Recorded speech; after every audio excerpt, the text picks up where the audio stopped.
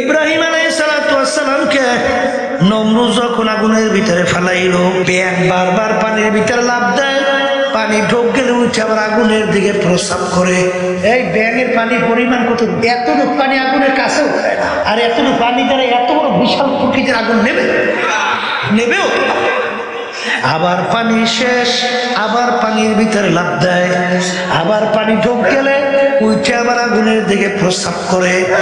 জিজ্ঞেস করে, তোর পানি আগুনের কাছেও যায় না, এতটুকু পানি দ্বারা আগুন নেবেও না। আবার পানি শেষ, বারবার পানিতে লাফ দাও, আবার ঢোক গেলে উঠে পানি আগুনের দিকে প্রস্রাব করো কেন? তখন ব্যাঙ উত্তর দেয়, আমার পানি দ্বারা আগুন নেবেও না, কাছেও যায় না, কিন্তু এরকম এই জন্য করি আল্লাহ এবং তার খলিল ইব্রাহিম দেখুন আমি ব্যাঙ তাদের পক্ষে আছি। আল্লাহু আকবার। এই জন্য হাদিসের ভিতরে আসছে, আল্লাহ রাসূল সাল্লাল্লাহু আলাইহি ওয়াসাল্লাম বলেন, লা তাকতুলুদ দিবদা, তোমরা ব্যাঙকে মাইরো না। ব্যাঙ ইব্রাহিম আলাইহিস সালামের আগুন নিভাইতে সহযোগিতা করছে, কাছেও যায় নাই, আগুন নেবেও না, কিন্তু শুধু সহযোগিতা করার কারণে ব্যাঙ মারতে নিষেধ করে। আচ্ছা, ঠিক না ঠিক? আর কাকলাইশ বারবার আগুনে ফু দেয়, কাছেও যায় না, আগুন জ্বলেও না। কেন করো? নমরুদ এবং তার দলেরা দেখো আমি তাদের পক্ষে। এই জন্য এক বাড়িতে মারতে পারলে 100 রেখে আমল নামায় জমা। কবরের যাত্রীরা, আমাদের আমলের ত্রুটির কোনো শেষ নাই।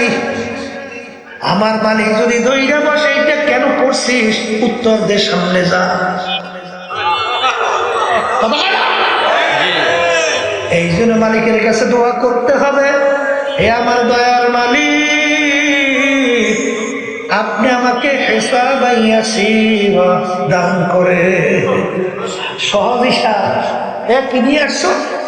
বলে, মালিক কি আনছি তা জানি না, তবে আমি তোমার পক্ষের লোক। তার পক্ষে মানে কি? আমি ইসলামের পক্ষের লোক, আমি কুরআনুল কারীমের পক্ষের লোক, আমি আপনার রাসূলের হাদিসের পক্ষের লোক, আমি আপনার হাবিবের দলের লোক। আরে পক্ষের লোকদেরকে কেউ কোনোদিন বিপদে ফেলায় না। বিদেশে তুমি যাওয়ার পরে যদি দেখো একটা চোর ধরা পড়ছে, পরিচয় পাইছো দেশটা কোথায়, বাড়ি কই, করে বাংলাদেশ। চোরার বাড়ি কই? এখন তুমি যে উল্লেই বললেই ফেরবা না, পিটাবা না, মায়া এসে যায়। কেন কেন চোরের প্রতি মায়া কেন? কথা বলে না। দেশের পরিচয় পাওয়ার পরে অত মায়া এসে যায়।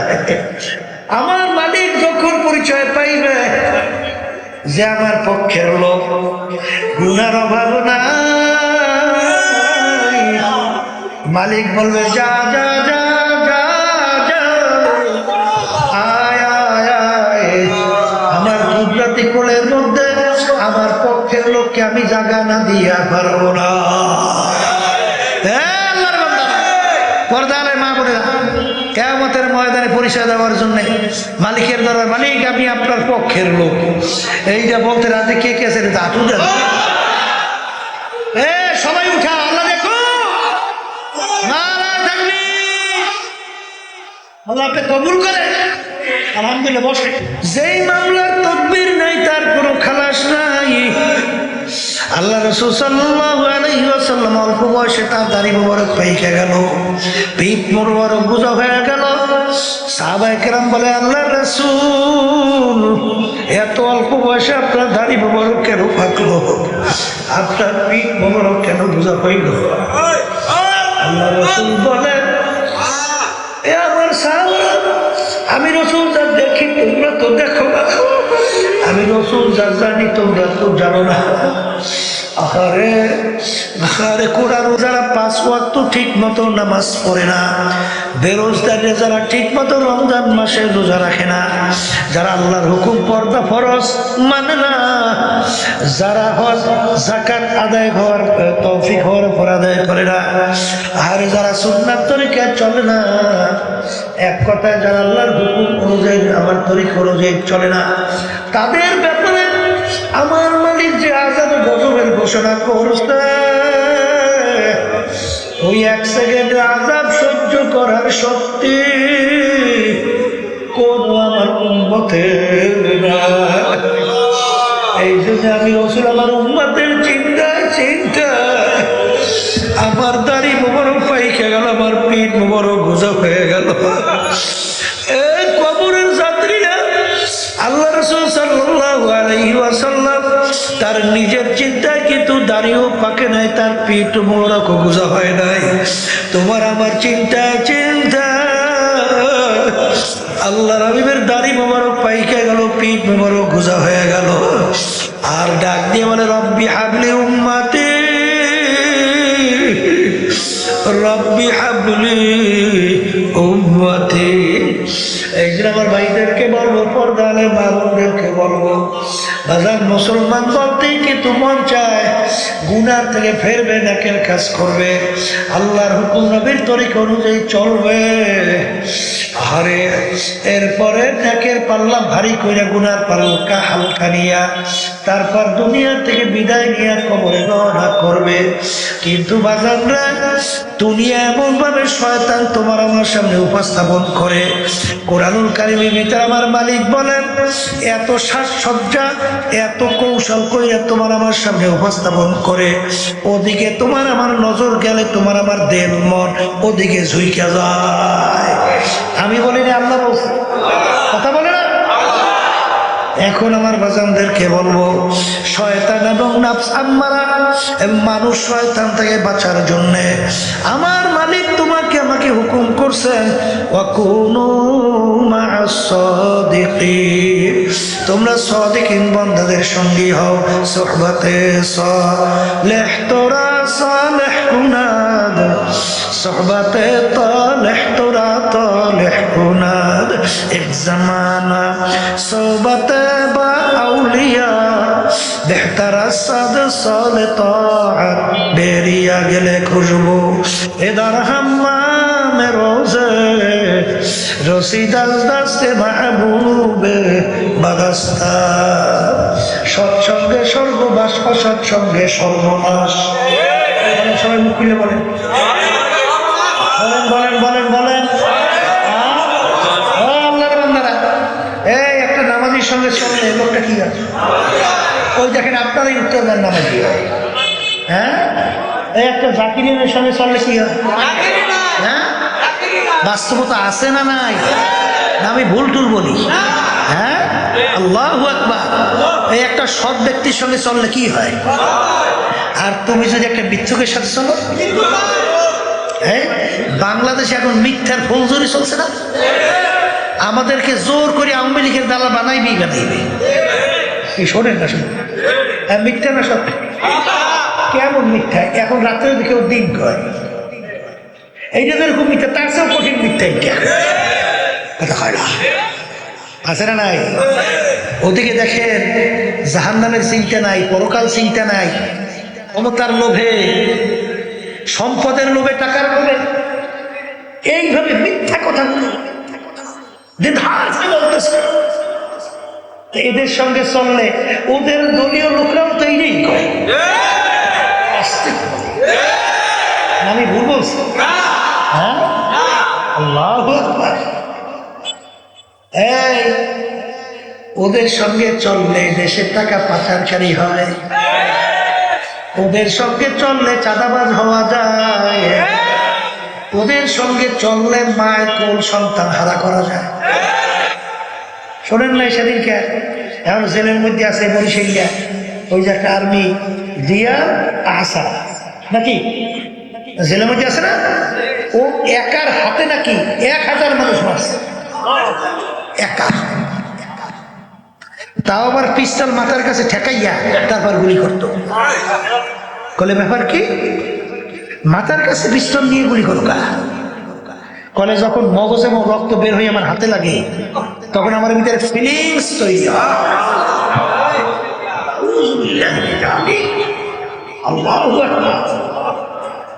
মানুষের শুয়ারের চোখ খারাপ, মানুষের শুয়ারের চোখ খারাপ।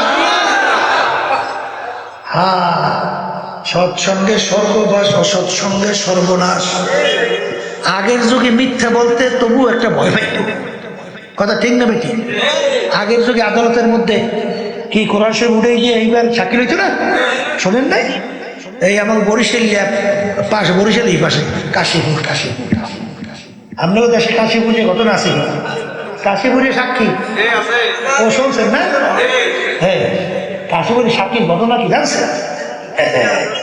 শোনেন, মার্ডার মার্ডার এখন ওরে সাক্ষী বানাইছে যে ওই ও মার্ডারের পক্ষে সাক্ষী দেবে, ওকে মার্ডার করছে, ও মিথ্যা সাক্ষী শুনছি আর কি।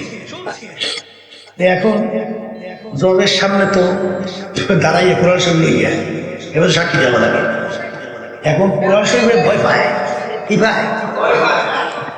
এখনো বলতেছে স্যার আমি বাজার করিয়া ডালা ছেড়েন তো, ওই যে বাজার করি লয় কি কয় ডালা জোরি হাজি যাই করে, এই সুরগি হাজি যাই করে। এখন এই বাজার করিয়া মাল লইয়া মাথায় নিয়ে যাইতেছি, মাথার ভিতর তো আমার সাজি, হঠাৎ শুনি চিল্লেছি, আমি দৌড়ে গেছি যাই এই আমি ওই শূন্যেই আমি দৌড়িয়ে যাইয়েই সাজিরাদের মাথা থেকে নামাইয়ে রাখিয়া তারপর দেখি ও মুখে কোপ দিচ্ছে, মানে কোপের পরে মাথা রয়েছে। তো ওই যে সাজি মাথার থেকে নামাইছি, এইবার দেখছি ওই কথা বলে আর কোরআন শরীফ মাথায় দিয়ে নামাইয়ে টেবিলে রাখে। ঘটনা বুঝলেন তো? ঘটনা কি করছে, মানে এটা সাজাইছি, সাজাইয়ে করে স্যার দেখি সাজি মাথার থেকে নামাইয়ে রাখছে আর দেখি ও মুখে দেশে শেষ, মানে মাথা থেকে কোরআন শরীফ নামাইয়ে নিচে রাখিয়া এইবার সাক্ষী দিয়েছে। এই এর নাম হয়েছে কাশীপুরে সাক্ষী। তাই বোঝা গেল আগের যুগে মিথ্যা বলতেও ভয় পাইতো, আর এখন বেদান্তে এমন ভাবে মিথ্যা কথা বলে মনে হয় যেন ও মুসলমান কবরে যাইবে, মরবে, আখিরাতে হাজিরা দেবে, এটাও মনে হয় চিন্তা না। কথা বলেন না কেন? ওই মোল্লা জিয়াউর রহমাতুল্লাহি আলাইহি বহু কিতাবের লেখক একজনে যাই বলতেছে, হুজুর আপনার স্ত্রী তো বিধবা হয়ে গেছে, আপনার স্ত্রী বিধবা।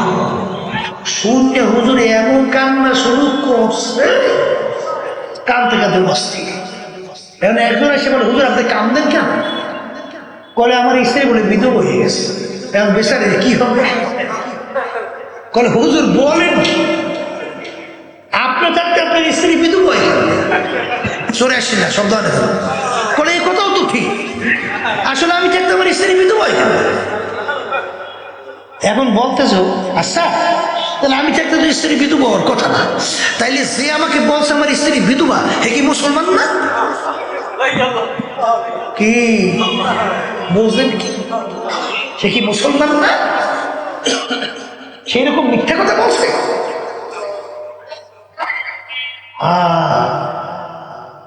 এই হলো সত্য মিথ্যা। আর এখন দেদারছে অনেক সময় আমাকে যাইতে পারি না, হুজুরের লেবাস আবার ফেয়াস একটা দিয়ে হবে, এইবার খারাই খারাই মিথ্যা কথা, ঠিক না ঠিক? এই জন্য আমার বাচ্চাদেরকে বলো পর্দালে মা বোনে তারা শুনতেছে, এই পাগলা মিশে কয়দিন দুনিয়া চক্ষু খোলা, চক্ষু বন্ধ সব বন্ধ। কি কথা ঠিক না বেটি? কার পিছনে পড়ছো, কোন দলের পিছনে পড়ছো, কোন সম্পদ টাকার পিছনে পড়ছো? আমার আব্বা রহমাতুল্লাহি আলাইহি একটা উদাহরণ দিয়া বলতো, ডাকাইতের দলের সরদার, ওর কত পাওয়ার, দলীয় লোক কোনো অন্যায় করলে অনেক সময় গুলি কইরে মাইরে ফেলায়, সার সার সার সার ওরে ওর এই সর্দারের দাম কতক্ষণ? পুলিশের হাতে অ্যারেস্ট হওয়ার আগ পর্যন্ত। যখন পুলিশের হাতে অ্যারেস্ট হইয়া যায়, যখন বুট দিয়া লাথি মারে পাড়ায়, হাড্ডি গুড়ি ভাঙ্গে, কোথায় যাওয়ার সারগিরি, কোথায় যাওয়ার সর্দারগিরি। আজকে চক্ষু খোলা দুনিয়ায় অনেকে অনেক পরিচয় দিয়া জমিনের ভিতরে চলো, এমন ভাবে চলো মনে হয় যেন আল্লাহর জমিন ফাইরা ফেলবি। কিন্তু এই মাতুব্বারি সরদারি, টাকার গরম, ক্ষমতার গরম, দলের গরম, নেতা নেত্রীর গরম, কতক্ষণ আজরাইল আলাইহিস সালাতু ওয়াস সালামের হাতে অ্যারেস্ট হওয়ার আগ পর্যন্ত। যখন আজরাইলতে অ্যারেস্ট হয়ে যাবে, কোথায় যাইবে বাবুগিরি, আর কোথায় যাইবে তালুকদারগিরি, কোথায় যাবে জমিদারি, কোথায় যাবে হাওলাদারগিরি, কোথায় যাইবে ফিরগিরি, কোথায় যাবে মুফতিগিরি, কোথায় এমপি, কোথায় চেয়ারম্যান, কোথায় মেম্বার, কোথায় জমিদার, কোথায় চৌধুরী, কোথায় বহু সম্পদের মালিক, সব নিমিশেষে কথা বলে না। তাম দুনিয়ার মোট 4 জন লোক রাজত্ব করছিল, এর ভিতরে 2 জন মুসলমান, 2 জন অন্য জাতি। 2 জন মুসলমানের মধ্যে একজন বাদশা ইস্কান্দার বাদশাহ তাম দুনিয়ার রাজত্ব করছিল। এতেকালের আগে ওসিয়াত করলো, আমার মৌতের পরে গোসল করাবা, কাপড় পরাইয়া খাটের ভিতরে উঠাবা, হাত ধরে একটু বাহিরে রেখা শহরটাকে ঘুরাইয়া তারপর দাফন করবা। যারা বোঝে না, এই ইন্তেকালের পরে খাটের ভিতরে উঠাইয়া শহর ঘুরায়, যারা বোঝে না তারা বলে, দেখছো আজীবন বাদশা আমাদের থেকে খাজনা এবং ট্যাক্স নিল, এখন মরার পরেও কেমন হাত পাইতে আছে, মনের জন্য খাজনা এবং ট্যাক্স চায়। বিজ্ঞ আলেমরা বলে, ও বোকারা তোরা তো বুঝো নাই, বাদশা সিকান্দার ইন্তেকালের আগে ওসিয়াত করছিল, মৌতের পরে খাটের ভিতরে উঠাইয়া হাত বাহিরে রেখে ঘুরাইয়া দাফন করার জন্য। তিনি তাম দুনিয়ার মানুষকে বুঝাতে চায়, ও তাম দুনিয়ার মানুষেরা, আমি বাদশা সিকান্দারের মতো এত বড় বাদশা মনে হয় দ্বিতীয় আর কেউ হইতে পারবি না। তাম দুনিয়ার বাদশাহী করলাম, কিন্তু যখন আমি কবরে রওনা করলাম, একেবারে 2টা খালি হাত দিয়ে কবরে রওনা করলাম, আর কিছু নিতে পারলাম না। ও মুসাফির বান্দ কাঠুরে, বহুদূরে ঠিকানা, আজ ভিজানা কাল ভিজানা, কবর আখের ঠিকানা। এমন জায়গায় যাইতে হবে যেই ঘর নাই বাতি, এমন ঘর থাকতে হবে যেই ঘরে নাই সাথী। আল্লাহুম্মা আমিন। এ ঘরের লোকেরা হাত উঠাও, তো চোখে পানি ফালাও, গুনার কথা মনে করো, মালিকের দরবারে কান্দো আর মাপ চাও। যদি কান্না না আসে, মনকে বুঝাও রে মন, একদিন এই ঘরের দরজা দিয়া নতুন বউ হয়ে উঠছিল রে মন। কত মেয়ে লোকে শরবত খাওয়াইলো, কত মেয়ে লোকে বাতাস করলো, আবার এমন একটা দিন আসবে এই ঘরের দরজা দিয়ে মরা লাশ হইয়া ফেলে কাঁদবে মামা করে, কাঁদবে মামা করে,